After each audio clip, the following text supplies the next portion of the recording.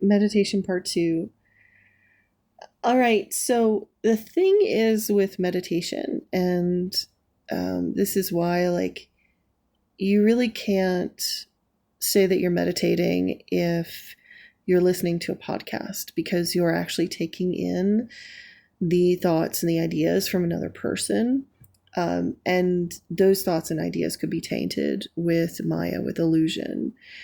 And you can't really, I really don't think that doing a guided meditation um, actually, it can get you started, if you're in the beginning stages, but it can be a crutch for you because you become addicted to the sounds and sensations of the the videos that you're using. A lot of people say that they meditate with music. Unfortunately, that can also lead you to get out of your body. You can dissociate from your body if you use music as a meditation guide.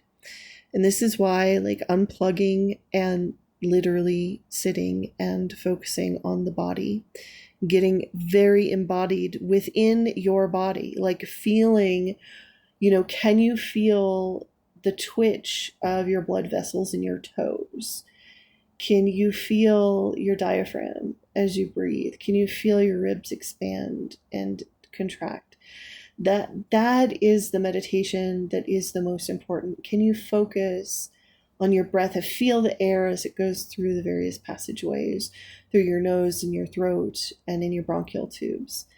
And because when you do that kind of meditation, which is very embodied, very similar to Vipassana meditation, when you do that type of meditation, you are unplugging from the illusion and all of the thoughts and anything that anyone else is doing. Your energy is not being corrupted by anybody else. You are simply soaking in your own body's energy and returning. And it's very similar to if you were to take a nap. And so this is the most important technology that all of us have. It costs $0. It costs absolutely nothing for you to turn everything off and sit in the quietness of whether you're in your room or you're outside in a park, or even if you're on a bus or you're somewhere that you can have a moment to sit alone and you close your eyes, cross your legs, and you really go within and you just feel and sense whatever you're sensing. If your thoughts come up, you notice them, but you don't manipulate them. You don't play their games. Your ego and your subconscious thoughts, they are going to try to distract you and get you to argue with them. They might even get you to fight with them because you're going to see all the tricks that the ego will do. And the more you do this, the more you sink into the embodied observer self. This is your soul that is in your body, that is going through your life. Now, when you sit there, the byproduct of all this not only is greater health and vitality, because our body is a conscious living organism. The more we send our consciousness into our body, the healthier our body gets. I recently I was waiting at a bus stop, and I was talking to a woman about meditation, and she was saying, "Oh, I just have a hard time meditating." And I told her, I was like, "I know we are really addicted to distraction in our society." And she happened to notice, we were talking about our life and stuff, and I had mentioned that I turned 53 this year, and she's like, "You don't look it." And I was like, "I really think it has to do with meditation."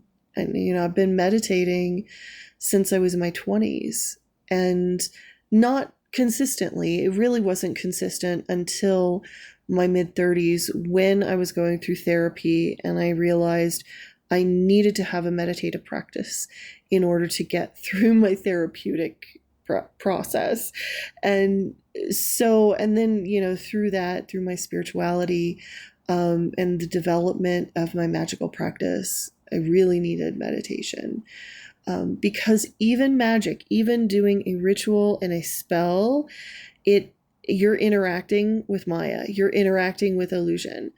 But sitting for 5 minutes, 10 minutes, 15 minutes, just observing the body, it forces you to face all of the bullshit that's in your mind. And you really get to see what is distracting you and what is pulling you in all different directions. And also, you're sending your consciousness into your body. So anyway, I'm telling this woman, and she was surprised that I was so old.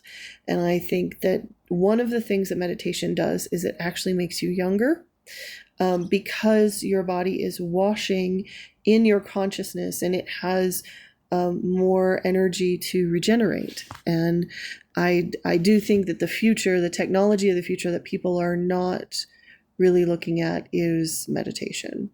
And so we are coming out of the CrossFit planning, which is this very powerful hold on our psychological structures of our mind. We do not realize how embedded we are into those structures, that every relationship that we have is a bid for hierarchy. Like, there is a part of you when you meet somebody like that woman I met on the bus stop. We were bidding for each other, like who was better than each other, who is like higher up in the hierarchy.